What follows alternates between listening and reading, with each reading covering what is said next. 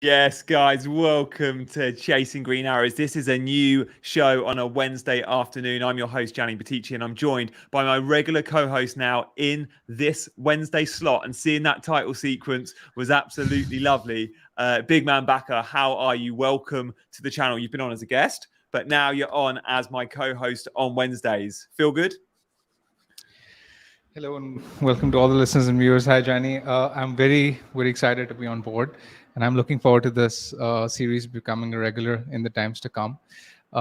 Actually, very excited to pick your brains on a lot of my selections as well before Game Week 1. Yeah, Louise, there's still so many big questions. Like, I feel fairly set, but I still could be swayed over one or two. And I'm guessing many of you in the chat are thinking the same. Hello to Awal and Lean and Damien, Joachim and Charlie, and all you guys watching on Catch Up, because there'll be loads of you going, Chasing Green Arrows, stream today at 2 p.m. I completely missed that. And you're watching perhaps on a Wednesday evening or Thursday morning. But get used to it. We're going to be streaming possibly on the afternoon, possibly in the evening on a Wednesday. But when you subscribe, you can hit that notification bell and you'll know when we're going live. But we're going to try and have a regular time slot every week because we know you guys like that and we like that. FPL River says, will it always be 2:07 every Wednesday? We are fashionably late today, but webcam issues, right? Yeah. It's just been a bit rusty. Hopefully it doesn't happen again. Leo is good, says he's panicking and not feeling well. Hope you feel better soon. Tamarine says big man, and the hands emoji. Hello to Heather as well. So look, this is all about the big questions. There are a few big questions that are impacting all of us, so we're going to address them. We're going to show Big Man's team. And of course, we're going to be answering your questions as well. Now, for the first time ever, we've hit a button in our settings. And I don't quite know how all this works, but we've hit a button in our settings, which is super chat function on. So if you want to support the channel, we've never asked you to support the channel before, then feel free to ask a super chat question. Look, the chat will be monitored throughout, regardless of whether it's a super chat or a normal chat. And we'll answer questions regardless. But the super chat ones we'll obviously see and we'll address sooner rather than later. And just appreciate any of your support. Let's see if it works. It might not even work. Who knows? So let's get to it. I think let's address early on the big three questions.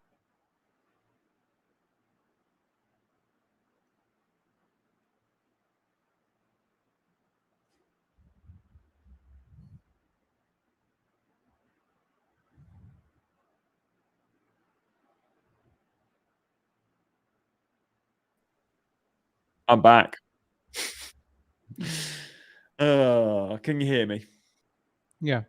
I decided to. I was playing around my laptop and I just decided to swipe and it's on my pad and it went completely off StreamYard. I'm back. So look, the big question that affects all of us.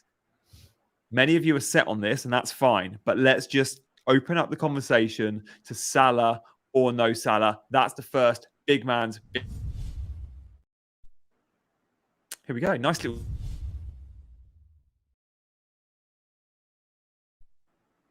There we go. Little short teaser of the sting. I love that. Love the sting. So, big man, what you got for us? Salah or no Salah? How are you feeling? Where are you at At the moment, I'm in the no Salah camp, but I'm open to being swayed before the deadline. I don't think it's a clear-cut decision at all. And actually, I've been thinking quite meticulously about it over the past 2 days. I'd actually want to present both cases in this section because I don't think there's a clear-cut answer to this, and I'll let the viewers decide according to their own subjective judgment. So firstly, we can see that when Liverpool changed formation last season in Game Week 30, it was against Arsenal, I believe. Ever since then, Salah's numbers have actually shot up, which is very contrary to popular opinion that he was playing out wide.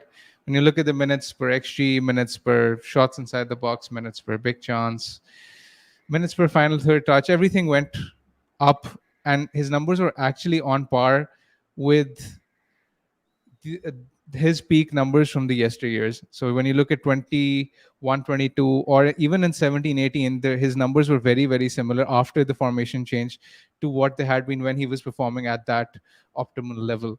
So in my opinion, there's no doubt in my head that he is a big threat. The stats say that he will perform well. And the fact that less than 25% of the managers own him at this point in time makes me feel that he's a very good differential going into that Bournemouth fixture, especially when you can captain him.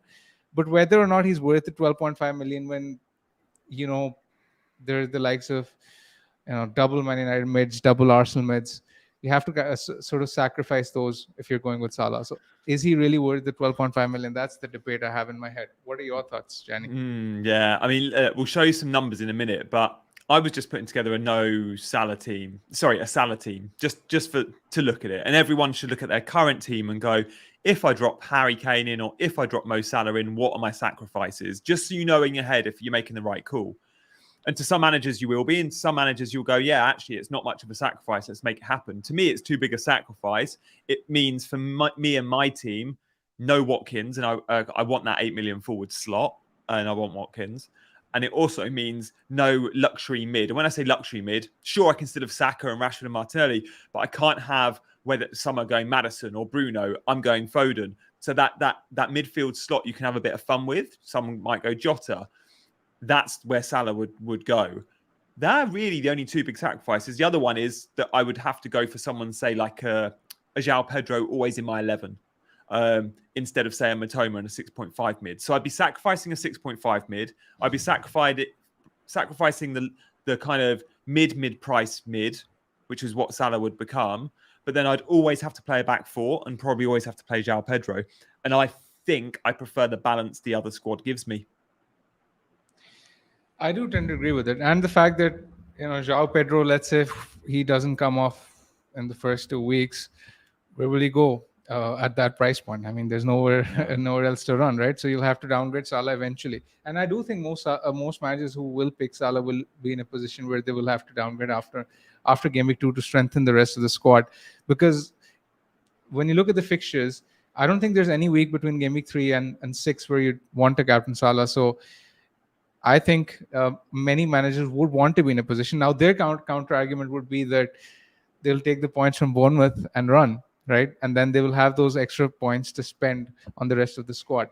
Yeah. So I see the arguments to it both ways, but it's a very, very tough decision to decide. I'm slightly in the no Salah camp, but I'm open to being convinced pre-deadline, especially after looking at how Liverpool have been playing in the friendlies. It's not an easy decision. I mean, they're just going gung-ho. They don't have a number 6 at the moment. Their Klopp is almost hell-bent on outscoring the opposition at this point in time. So, I mean, Salah has 8 assists in the friendlies, which is more than any other Premier League player, with 2 goals as well. So, I mean, Liverpool are in top form, and not to pick any Liverpool player heading into the season it's going to be a very tough call. It's amazing how the fixture 1 can affect your decision, though.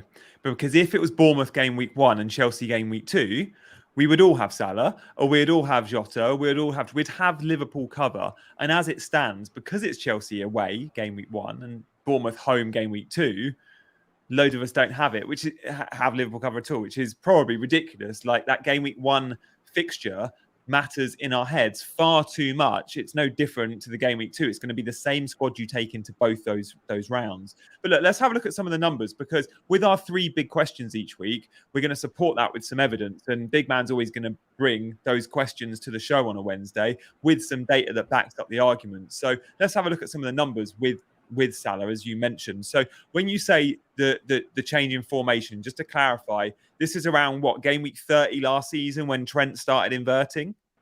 Yes, that's right. There were around, I think, 10 games of sample size, which is reasonable enough. Yeah. Okay, so talk us through these then. The big ones we're looking for. Are these 4 of your favorite metrics in general to measure a player like Salah? They are absolutely.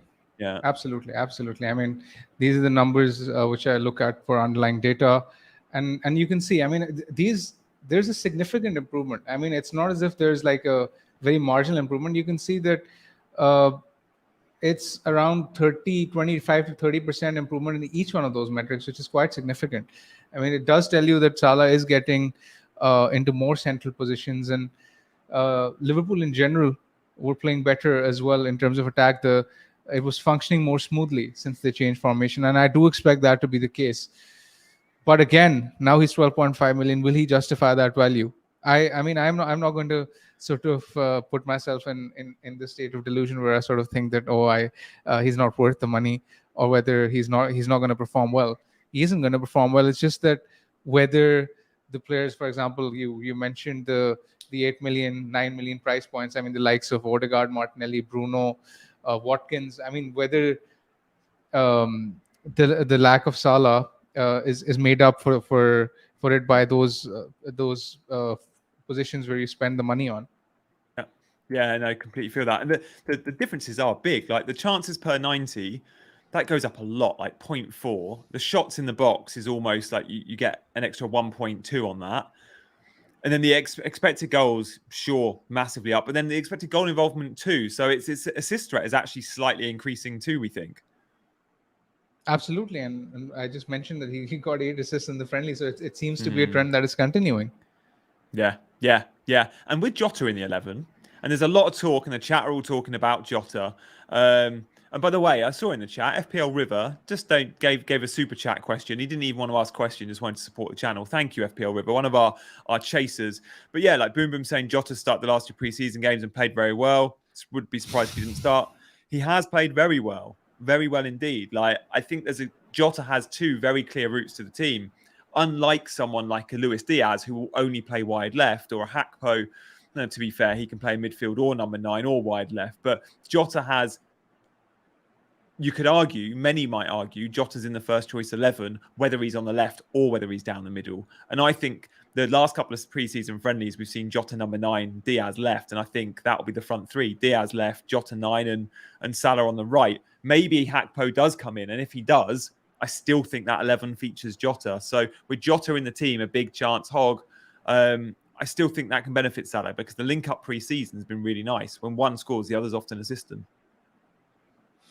Yes, but to play devil's advocate, I mean, with this new rule the Premier League have sort of imposed, where they're looking to add extra time to reflect the stoppages, you'd want players who play most of the game. And I mean, Jota, I know that he's versatile. He can play on the left, he can play a striker, but he's always going to be susceptible to an early substitution. And that is something which bothers me, especially when the likes of, let's say, Maddison, Bruno, Odegaard, they're much more nailed in terms of minutes. Even Martinelli, for that matter. Yeah. Oh, I'm massively like, do you know what? I'll still take my 70 minutes of Jota because I fancy him. Yeah. But it's a fair point. We're going to get, instead of 3 minutes additional, we might get 10 minutes of additional. And those extra 7 minutes are so important. And for someone like me who's picking Foden, again, like I've got Foden, Martinelli, you say perhaps not as big a risk as Jota, but still his number often comes up and he's subbed off 70, 80 minutes. Yeah. We've got some more stats for us here as well. So talk us through some of these. Which ones do we like here? So again, it was the same point I was sort of referring to earlier, that ever since he was playing in the new formation, his numbers were more or less on par with actually his peak seasons. So when you look at his numbers in 18, 19, or let's say 21, 22, there's a very, very, very similar trend to be followed, which again suggests that he's operating at his peak level. And Salah at his peak level was crazy. I mean, people tend to have a short-term memory. Just because a very certain Erling Haaland exists now does not actually just mean that Salah isn't a good pick anymore. Mm-hmm. He will continue to do well. He will continue to perform. And Liverpool will score plenty of goals. Even in the preseason friendlies, I know the opposition, the level of the opposition was questionable, but still they scored 3 or more goals in each of the 5 friendlies. The attack is functioning fairly well. Yeah. Really interesting there to see the different season comparison. Naylor says Salah captain game week 2 is so tempting. And actually, let's have a look at the fixtures. If we can bring up the fixtures on screen, this is why. Because when we look at and see who some of the other big boys have got, namely Haaland, straight away you think, okay, yeah, maybe Salah captain really does become so obvious game week 2. And for me, if you own Mo Salah game week, if you own Salah game week 2, you have to captain him. Don't own him and not give him the armband game week 2. Like we can see here, Haaland has Newcastle. It is at home, but it's still Newcastle, a very good defense. And if you are going Salah game week 2, you've got to captain him, right? Yes, and again, but I also like to say on the other hand, saying let's say if Salah gets a hat trick in game week 1, you're not going to rush and panic to bring him in game week 2 if you don't own him, right? No. Yeah, so that's the thing. It works both ways. So whatever your decision is, if you're sort of comfortable going without him in game week 1, then you should stick to that idea in game week 2, regardless of how it does in game week 1. But I mean, I don't necessarily agree with the notion that Newcastle will be tough for City at home, because I think City at home are a different animal. And Haaland at home, he was averaging 9.7 points per start. I mean, that's ridiculous. So, I mean, I won't be surprised if he got a hat trick in that game, honestly. I mean, Haaland could score a hat trick against anyone at home in the league. He's just that good. Yeah, I think I'm with you there. And when you look at the other fixtures, this is another argument for no Salah. When you compare Haaland and Salah's fixtures, other than game week 2, those first 6 game weeks, I still, even if I'm not looking at the individual, just looking at the fixture for the team they play for, I prefer City's to Liverpool's. And therefore, our big question, I think for me, my answer is going to be no Salah. Big man, are you 100% set on no Salah? Like, obviously, you've still got a few question marks over your team, which we'll see in a sec, but no Salah, very likely for you. I wouldn't say very likely, but slightly likely. I'm 60-40 on no Salah, actually. Really? Are you still that close? Yeah. I mean, you've had 5 weeks here. When will you lock in that decision then? You think that will be kind of a Thursday or Friday morning decision? I've actually been very certain on no Salah for quite a while, but just the fact that Liverpool have been playing so well in the friendlies, and the fact that João Pedro has emerged has me thinking a bit more as to whether I could go down that route. Yeah, the João Pedro one is key, because if you have Salah, you're going to need a 5.5 player or one or two of them in your 11. So yeah, he's certainly enabling well, João Pedro. Okay, let's move on to question number 2. This one is going to be Martinelli with and without Gabriel Jesus in the team. Big question there.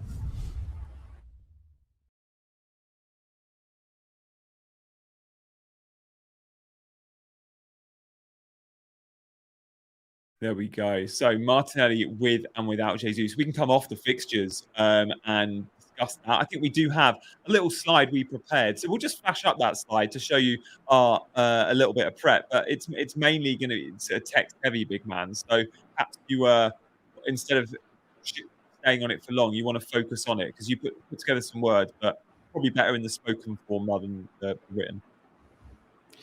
Yeah, so basically I was referring to Martinelli's performance with Jesus and his performance without Jesus. This is quite a significant difference, because without Jesus, he seemed to perform much better. He scored 8 goals in 14 appearances, with a shot in the box coming in every 36 minutes. Now, without Jesus, his numbers weren't as great, and his return seemed to drop quite significantly, actually.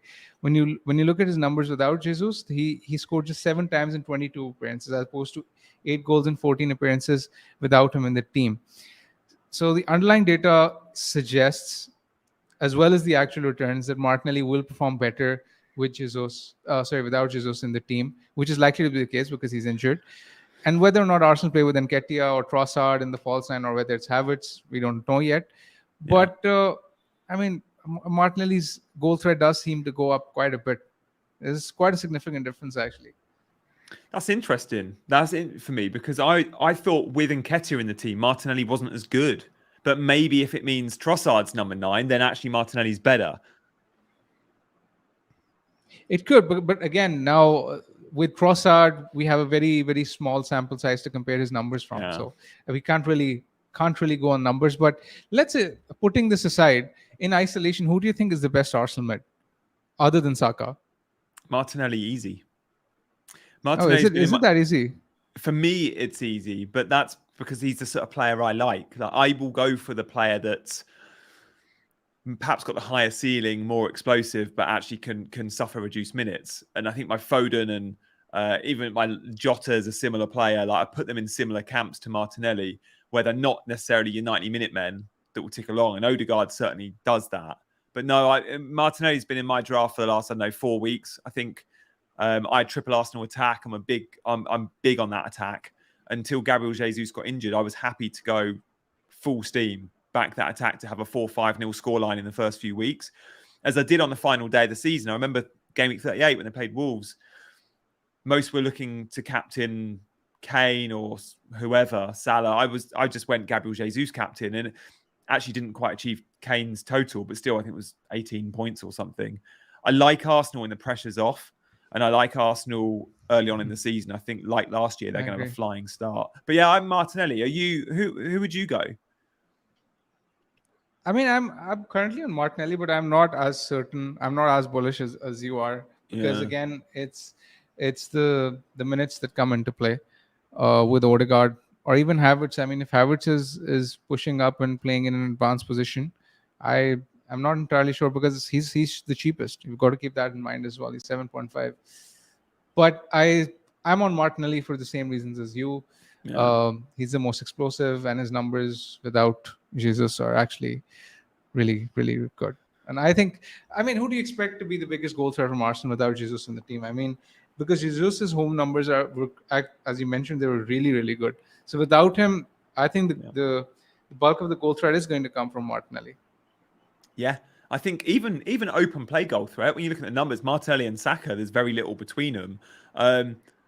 And Saka we love because the penalty appeal and the 90 sets of 90, but Martinelli and Saka pretty much level pegging all throughout last year. So you also get the corners with Martinelli, which you don't get with Odegaard. Like Martinelli and Saka take corners from either side. Again, worth noting. Martinelli is great. Yeah, sorry to cut you off, but Martinelli's big chances are actually quite significantly higher than Saka. Yes. Yeah. Odegaard had 9. Martinelli had around 15.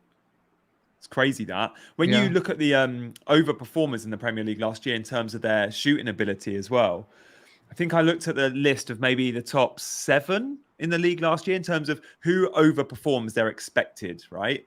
And of course you expect the usual suspects, Haaland, Kane, like the league's best finishers are there. But Martinelli and Odegaard were, I think one was 3rd and one was 7th, and I can't remember the order, but they both massively outperformed their XG. And I think they'll consistently do that. I don't think that's just a one-off. Like Kane, like Haaland, they'll prove themselves to be elite finishers. So again, I love the fact how good in front of goal they are compared to Saka, who I think maybe matches it around par. So, he's not wasteful, but he's certainly not as efficient and effective in front of goal. When you give him a big chance, Martinelli and Odegaard, not even a big chance to score. They don't necessarily need them. Yeah, that's a very good point. And I think Martinelli this has been the case with him for throughout his career. I remember this was the case 2 seasons ago as well. Yeah. Yeah, I think he started as a striker as well, didn't he? Like he was moved out wide left, but I think as a kid, this is a guy that was a kind of out and out central striker. Is there an argument, like for someone like me that was looking at triple Arsenal attack, Jesus killed that, but actually Odegaard, Martinelli and Saka can still be in the same team for me. It means no Foden, sure, that's fine. I guess the one thing that's holding me back on Odegaard is I think with Havertz in the 8 alongside Odegaard, a bit like with Mount in the 8 alongside Bruno. Sure, Bruno and Odegaard will be slightly further ahead than Havertz and Mount, but I think it might restrict him a little bit because when one goes, the other one can't go. And at times, Havertz will go and Odegaard will sit a little deeper. At times, Mount will go, Bruno will sit a little bit deeper. So they're the 2 players that I think that I'm slightly put off by players now going to be alongside them, Bruno and Odegaard. But obviously, individually, in their own right, they're still brilliant FPL options. The point I'd like to make here with triple Arsenal attack is that with Jesus, it was different because with Jesus, you could still get some of the other midfielders. But when you're going with triple Arsenal mid, you're compromising on the likes of Mbeumo, Mitoma, those kind of guys. I mean, the value that they offer. And at that price point, you're not exactly going to get the similar consistency from the forwards. I mean, I don't like any of the 6.5 million forwards in the game right now. Pedro, maybe, but again, he's not really a long-term pick, is he? Yeah. No, I think I'm with you there, mate. That's the issue. That's the issue, because if you're getting, let's say, triple Arsenal mid, double United mid, you're leaving yourself with no spot for the cheaper mids, who I think are going to offer a lot of value. I mean, there's Eze as well. Yeah, I'm with you there. I think I'm with you, and that's probably why I've not necessarily gone there. The midfield spot's too precious. Loads of new faces in the chat. Big man, your addition today has definitely brought in a new wave. Costas and Acid and Whackim and everything FPL and Jono, Boom Boom 43, as well as all of our regular chasers. Hello to you all. But make sure you're hitting the like button, guys, because at the moment, you're all in the chat and it's great to see so many watching, but you're not clicking like and you're not subscribing. Oh, these new people I can see. I get a little notification every time you subscribe and we're not seeing it. So if you're new around here, hit that notification bell when you subscribe. We'll do streams on this channel. Dean and myself on Mondays and Fridays, and me and the big man on Wednesdays. So this can be hopefully a normal Wednesday spot for you all. Magic 69 is here to start Trossard. I think I would too. But look, let's move on to a player you just mentioned, because burning and big question number 3 is about Mbeumo. And with and without Tony, I think that's definitely a question we need answering. Yes, I mean, I'll keep this brief. In the 4 games that Tony missed last season, Mbeumo was top for shots in the box, big chances, XG, XGI, big chances created, basically everything related to underlying data for Brentford. So he was the clear talisman. He's also on set pieces. He's also on penalties. So he's good for bonus accumulation, has plenty of routes to points. 3 of the opening 4 fixtures are at home. So I think he's a very, very strong option to pick. I mean, a lot of people are sort of comparing him to the likes of Leon Bailey and Pedro Neto, who we were talking about at this point last season. But I think he's different gravy in terms of what he offers. Do you think Brentford without Tony, though? Like, because we can look at Mbeumo and go, yeah, maybe slight increase in points. He'll be on penalties, great. But Brentford overall without Tony surely are going to start. I think they might struggle a bit because Vissa's no Tony. And I've looked at them pre-season. I think they've had 5 pre-season games, Brentford. They haven't had a single win in those 5 pre-season games. And, you know, some have been Premier League opposition, but some have been Liga, or even I think Boreham Wood was one of the opponents, like, you know, non-league team. So I think Brentford might struggle. And that's the only reason I'm not even considering Mbeumo, because I know he's a popular option. And I know he's on paper a good, sensible pick. So is he in your team? And do you worry about Brentford? They could struggle, but I don't think they always strike me as that kind of team who don't who always sort of fashion up those big chances. I mean, they don't necessarily have the volume of shots, but they will always get big chances. And Mbeumo is exactly that kind of player, in my opinion. I think he will tick along, and just the fact that he has so many routes to points. I mean, do you really see a world where Brentford struggle against Fulham, Crystal Palace, Bournemouth? I mean, those are 3 of their opening 4 fixtures, and even Spurs I like, because Spurs are very, very attacking under Postecoglou. Yeah, they'll definitely concede goals, won't they, Spurs? But they'll score a ton. Exactly. I don't know. I think Bournemouth could give Brentford challenges. I think Palace are the better team. Sure, Fulham's a nice fixture. Is it Fulham at home? I can't remember. It's Fulham away, but Fulham have plenty of injuries. I mean, you look at Fulham's preseason friendlies as well. They've had plenty of injuries. Andres Pereira is not fit. Mitrovic has some issues going on. Ream is not fit. Paulinia is injured, who's been the main cog in that team. So they're a bit all over the place as well. Yeah, you're right. The fixtures are nice. But the fixtures pre-season, I know we shouldn't look at pre-season results too much. They're just pre-season games. But I think they might have actually played Fulham pre-season. It might have been a draw off the top of my head, a low-scoring draw. But yeah, I don't know. I'm a little bit underwhelmed by Brentford. I just look at my very precious 7 attacking slots in my team, right? We all have 7 attackers pretty much because we're playing with back 3s. Whether it's a 5-man midfield or a 4-man midfield, we've got 7 attackers. And I look and I go, yeah, got Arsenal, got Man United, got some City, Aston Villa with Watkins, Akama, all right with that. I've got Brentford player. I don't know. I'd much rather have Matoma because I trust Brighton and I trust Brighton to score more goals. But yeah, it's an interesting one. Let's go now to your team and see, because I think Mbeumo might feature in it, and have a look at your team selection so far. So coming up next, we've got a team reveal sting for you.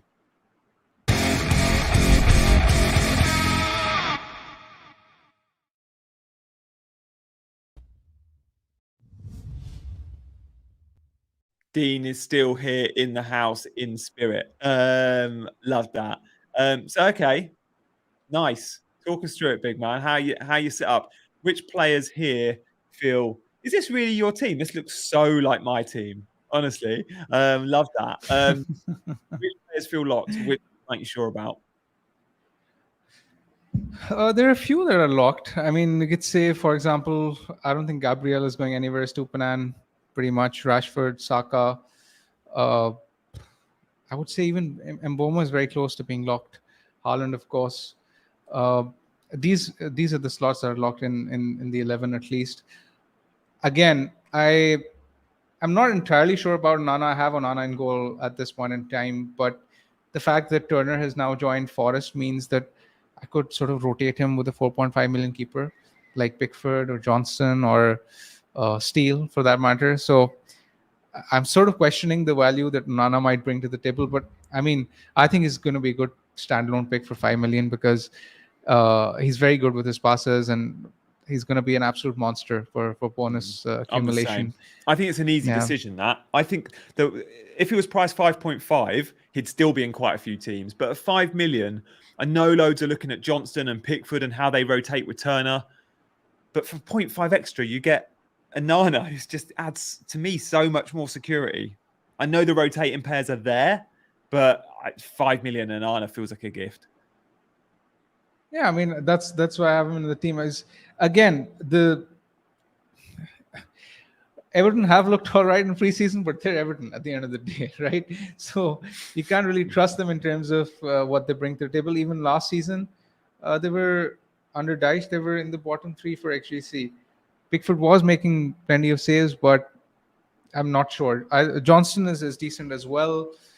But anyway, I'm on Onana at this point in time. Gabriel, I think, picks himself as being the cheapest route into the Arsenal defense. We've just spoken about why our triple Arsenal attack is not feasible at this point in time, which is why Gabriel sort of picks himself as Stupinan after his heroics in the previous season is the easiest route into the defense. Chilwell has been very, very attacking in preseason.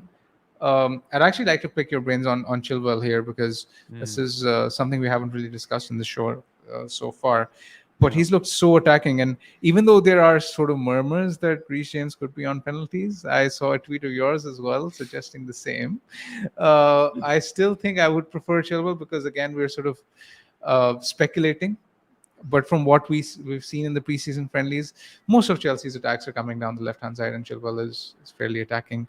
So what are your thoughts on Chilwell? You've got to go Chilwell? Chilwell. I think if you're going for Chelsea fullback versus fullback, Chilwell over Reece for a few areas. Like obviously injuries are our concern with Reece, but he's not injured till he's injured, and Chelsea are only playing once a week, no European football. So I think picking Reece for far is a fine argument, and he'll also have pens.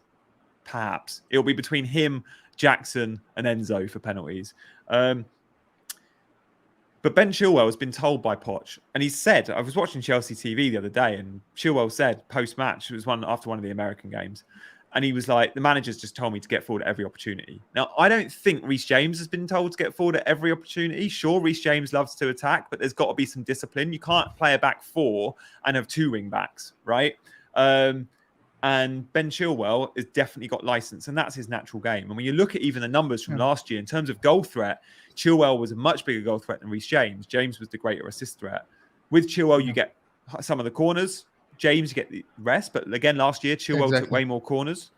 He will shoot on sight. And when I looked at the average position maps of all the Chilwell and Reece James games this pre-season, in every single one, Chilwell was more advanced than James. So it'll be a common theme. And I think both are really nice picks. If you can afford both, go for it. But if you're going one or the other, go Chilwell. And I've got Colwill in my team as well as my first sub. If you have the money to go Colwill to Reece James, again, I don't mind that. But it just means benching then a more expensive asset, which I'm not a massive fan of. So I'm going Chilwell. Are you not looking at a City defender? So I've got Stones instead of Gabriel. I don't have triple Arsenal. I've got the 2 Arsenal midfielders, and then I don't have Gabriel. And I think Gabriel is the sensible pick, and you're right to have him.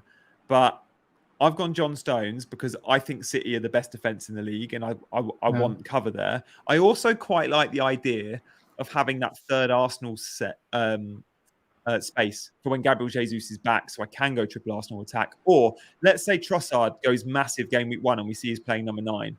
Game week 2, if I want to buy Trossard, I can. So I'm not I've dropping got out or Havertz or Nketiah. So I quite like that third Arsenal spot being free, despite those first 3 fixtures for Gabriel looking like clean sheets galore. I've gone for Gabriel because of his price and because of his goal threat. I mean, when you look at Arsenal's opponents, all of them are very susceptible to set plays. I mean, 6 of the 7 are ranked in the bottom 7 last season for XG conceded from set plays. So there is a definite weakness to target. But you know what I like? I'm actually contemplating this as well. If I sort of get a spare 0.5, if we get news that Guardiola is starting, he's the one I want, because there's a good chance we get City team news on Friday. It's a Friday fixture. If he's starting, then why not? I'm with you there. I've got the money for Stones, but I'd rather save 0.5 and have a 5 million City defender. And I was looking, and Ake is too risky, but with the signing of Guardiola, you can't go Ake now. But Akanji is 5, and I think Akanji, there's so many routes to the 11 for him. He plays anywhere along the back 4, and Pep loves him. But again, if I can get Guardiola for 5, I'm going Guardiola over Akanji. And at the moment, I've gone Stones, and Stones and Diaz are worth the extra 0.5. But now Guardiola's in the game. If he's ready to start, I just can't see him starting game week 1. But you never know with Pep. So yeah, that team news will be key. When do you reckon we'll get team news, big man? Like, City are one of the teams that always do leak, and they don't seem to be one that we get 4 or 5 minutes before the deadline. Now, ones we often get with quite a little bit of notice, right? Yeah, exactly. I think we'll get City team news. I mean, let's be fair. And if we do get news, then it makes a lot of sense just to save that 0.5 million from Stones that you get with Guardiola. I mean, that would solve a lot of problems in a lot of squads. So, for example, in my own squad, if I decide, let's say, to upgrade Colwill to Guardiola, I can play Guardiola over Chilwell in the first game, and then perhaps go with a separate keeper. That's something that could happen. Yeah, I like that. Although, another reason why I was happy selling Gabriel was I had Gabriel and Stones and a Stupinan in my back 3, and I looked at it and thought, Chilwell's my sub 1. I'm not happy benching Chilwell ever, because I just think the ceiling is so high there. But let's look at the midfield. We've got the same shape. I've got Matoma, you've got an Mbeumo. You've got Bruno, I've gone Foden. That's where I've got the money. But tell me about Bruno. Does he feel locked in your team? Do you think you're happy to back double man United midfield? Because the fixtures are okay. They're pretty good. The 2 homes are nice. But I don't see them as a free-flowing, high goal-scoring team at the moment like I do with Arsenal, where it justifies the double Arsenal mid. You think you're all right there with Bruno? You're fairly safe and happy with that one? If I don't go with Salah, I think I'm almost certain that I will stick with Bruno, because I really like him as a pick. I mean, I'm shocked that he came in at 8.5 million. Yeah, it was right up there for expected assists, big chances created last season, on penalties, 90 minutes, man. What's not to like? I mean, I don't mind the fixtures either. I mean, Spurs, that we mentioned, they're going to be attacking. So even game week 2 is fine for Bruno. The first and third are home games against Nottingham Forest and Wolves, actually, who were Wolves, 99, who were 19th and 20th for goals conceded in away games last season.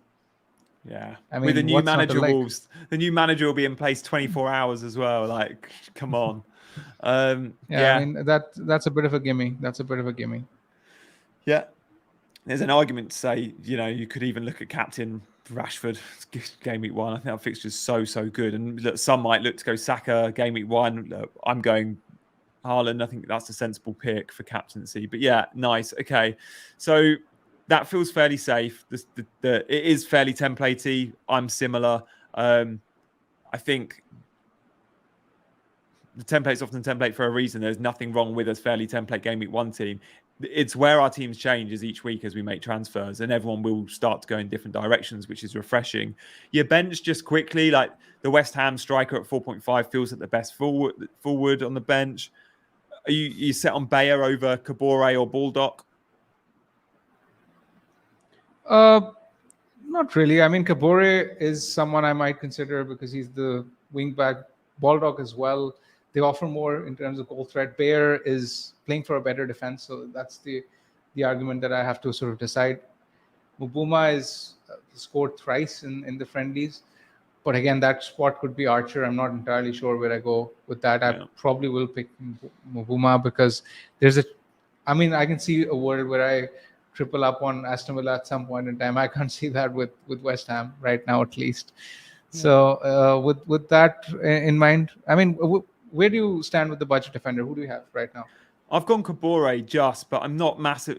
I like Baldock, although eventually he could lose his spot, but for the time being, it's his. Kabore, the only reason I like Kabore is it's often a wing-back system, so he's a little bit higher up the pitch. He's also got pedigree. Like, he played 4 times in the Champions League for Marseille last year. He's a Man City grad. That we know Man City grads are often very, very good. He's a regular starter. Like, Luton are delighted to have a player with his pedigree. But Bayer's first choice too. Depends where you see more clean sheets. I think Luton at home might get a few clean sheets this season, but I think I'm unlikely to need that slot too much, to be fair. Sub 1 is all we're going to need for the first few weeks anyway. I hope. Yeah, I mean that's a fairly good point. I mean, again, with that position, you basically want someone who's nailed and someone who doesn't drop in price. So I don't think it's a big argument to be made here. Yeah, exactly that. The Man City team news will be interesting because if Guardiola starts, it'll be in loads of our teams.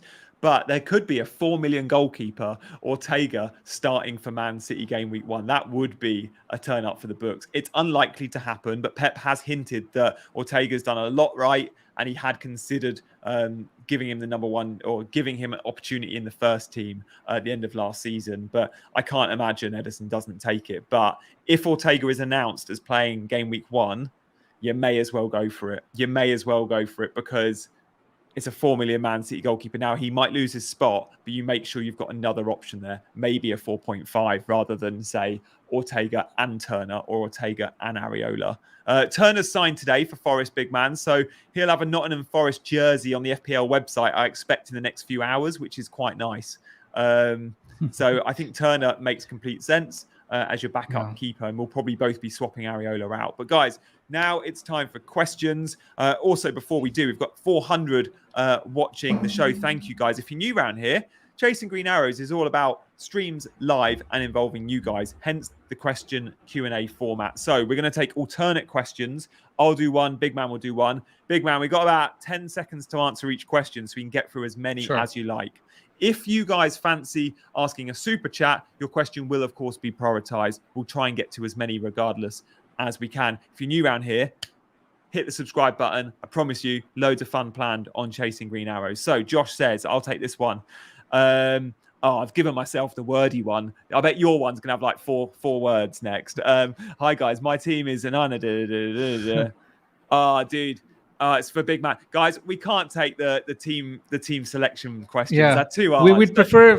We'd prefer if you sort of ask a versus B question and ask me which one to pick. Yeah. You can't give us your team and say, can you review it in 10 seconds? The long and short of that is, unless it's ideal to Big Man's team, he doesn't agree with it. Unless it's identical to mine, I don't agree with it. So Diaz instead of Stones, I'll take that one.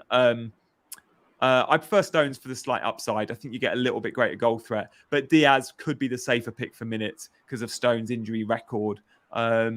It's your call. That it's all about risk appetite. I'm happy to go Stones because I got Colwill sub 1. Next question. Thanks, Gabriel. Good question. That.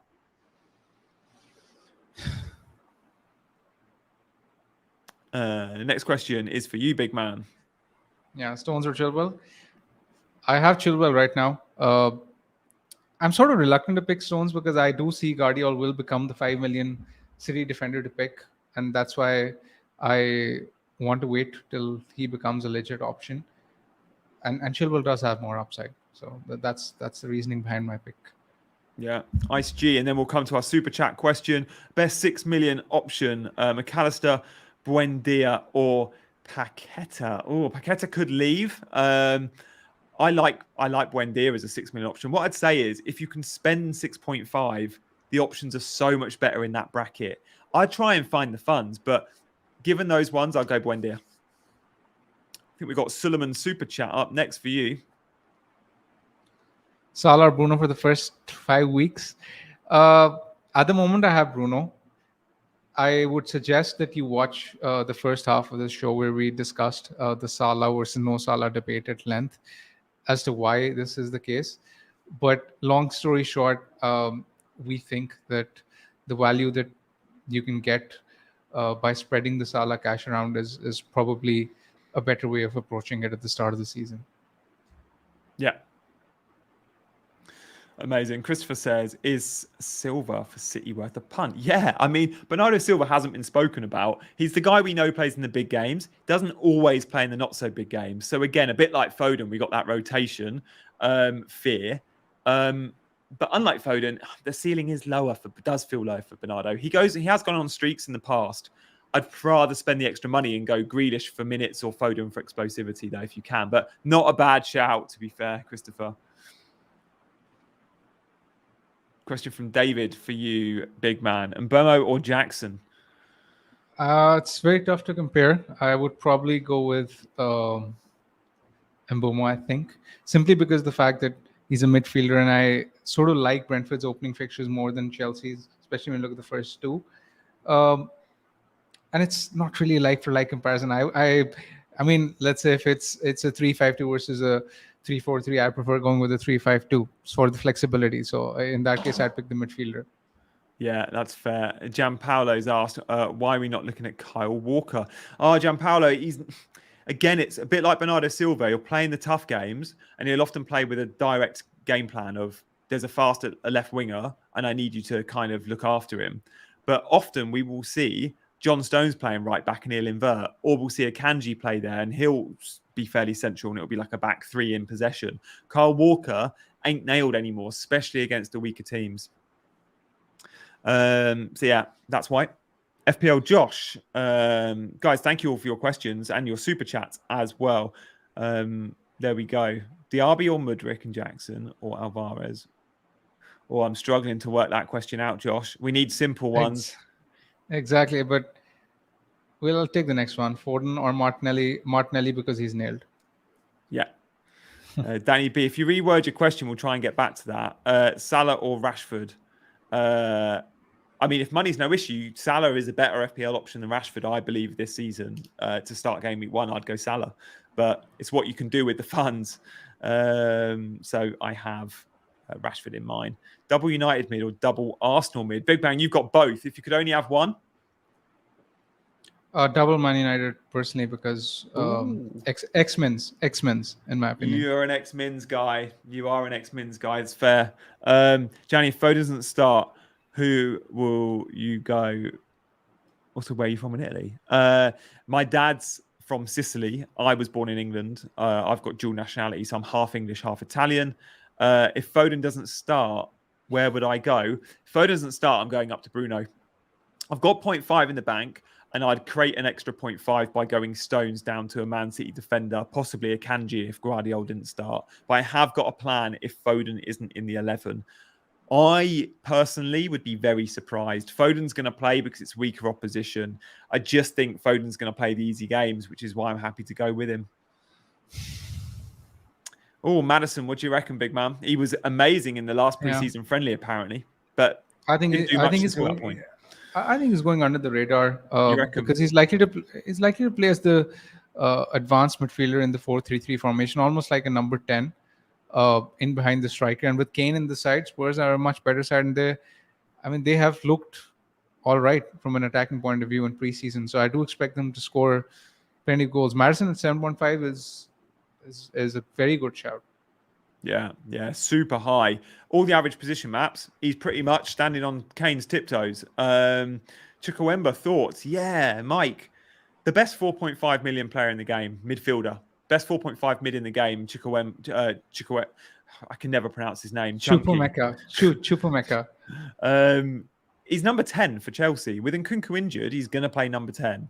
4.5 million. Yeah, I don't mind it. He's not been one for goals and assists, but you'd think playing in that position, he'll become it. Mohammed, what do you reckon? A Kanji for 5 million or Stones 5.5, big man? Stones, because he's more nailed. Yeah.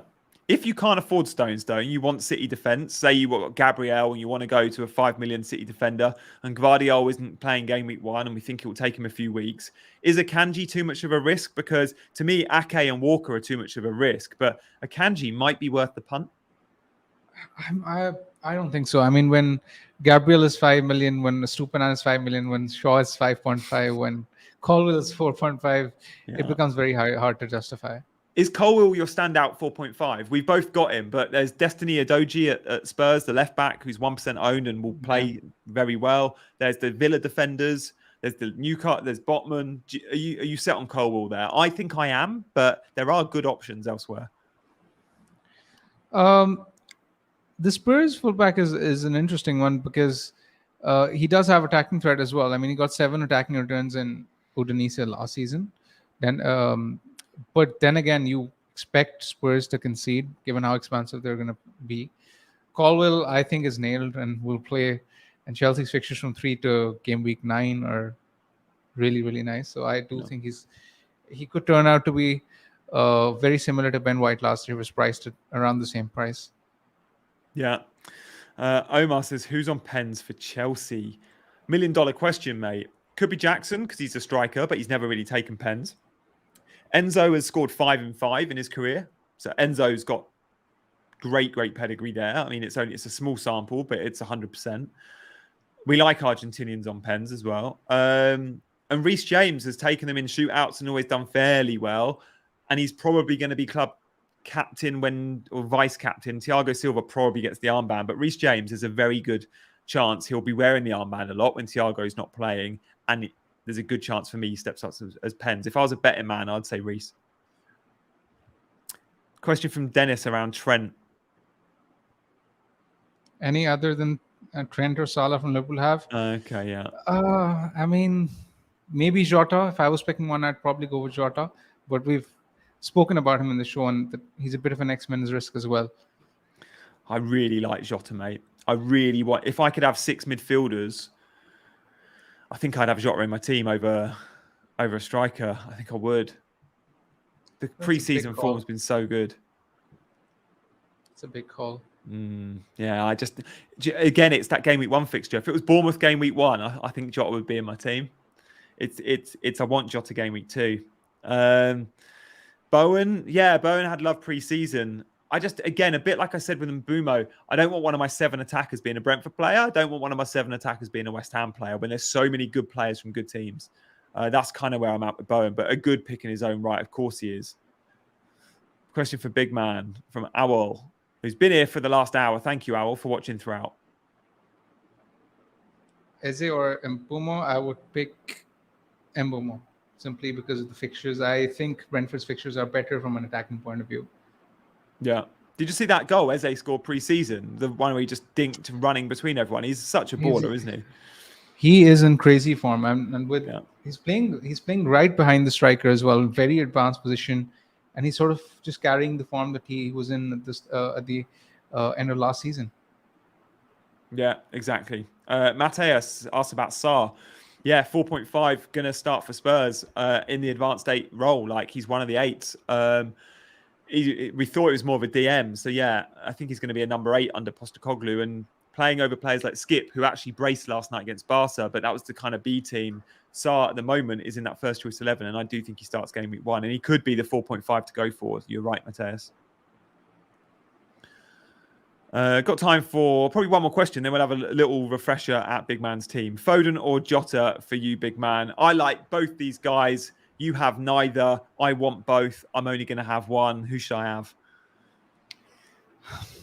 Jota, I think Jota, simply because of the fact that he's so direct. I think if both are playing, who would you rather have? I still have Jota because he's more direct. Exactly. He's more direct. He has more goal threat. And I think he's more nailed than Foden as well. I'm with you. I agree with all those things, but I love the Man City fixtures. And for the first few weeks, I think Foden's starting the first 3 Premier League games because I don't think he starts the Super Cup. And therefore, I want Foden. But long term, absolutely. And if they're the same fixture, it's Jota all day for me. But I'm going Foden. Okay. I think. Guys, wicked. Let's have a look at Big Man's team then. For those that are just joining, Sure. this is the team that he's put together. And if you want to know my team, I'll just give you the changes. So where Big Man has Gabriel, I have Stones. Where Big Man has Bruno, I have Foden. And then where he has Mbeumo, who the flag will come off. He's trained. It's been picture training. I have Matoma. But elsewhere, very similar team set up there, Big Man. The big dilemmas still for you are Salah, no Salah. You said you're 60-40. You're likely to go without. If Salah came in, what midfield spot would he replace? Martinelli.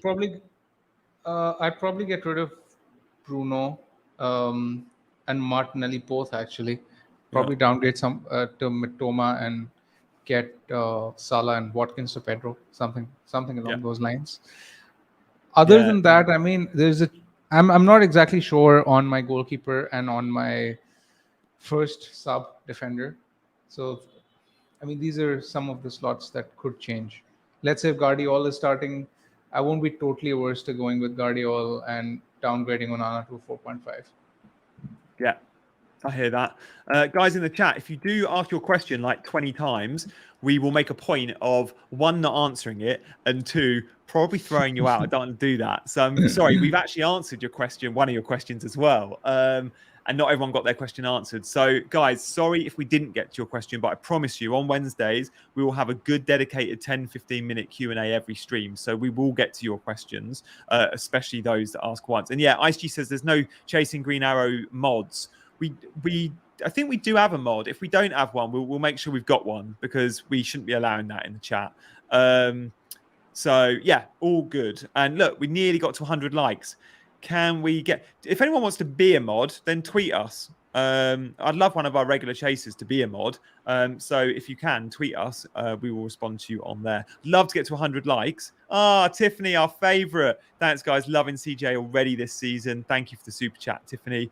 Can we get to 100 likes? 97. Can we stay on air till we get to 100? Surely you guys can hit the like button if you haven't already. But look, over 400 of you watching. Thank you so much.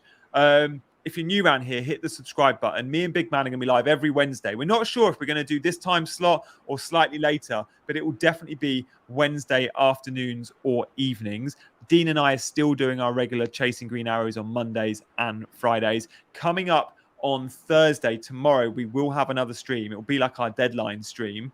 And we will be doing some questions there, as well as showing that community team, that chaser team that will be entering FPL this season. It's going to win FPL. You guys are going to pick the team. So make sure you're around tomorrow for that stream at some point in the afternoon. Again, notification bell is useful. Big Man, amazing to have you on. How was your proper debut for your Wednesday show?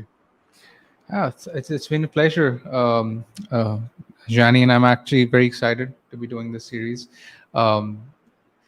Really excited, actually. So it's just time has just passed by so quickly. It's just such a casual conversation between the two of us. I mean, we can go on for another hour and won't feel as if it's a burden, right?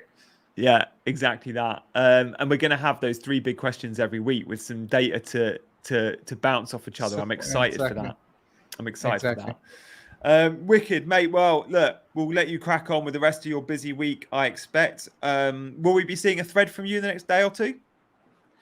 You'll be seeing 3 threads from me in the next 24 hours. Love that. Now is the time, mate. Now is the time. Well, if you're not already following Big Man on Twitter, I assume you are. Make sure you do. Make sure you follow me as well. We're both on Instagram too, but also as is the Chasing Green Arrows account, Twitter, Instagram, YouTube. For now, he's been Big Man, I've been Gianni, and we've been Chasing Green Arrows.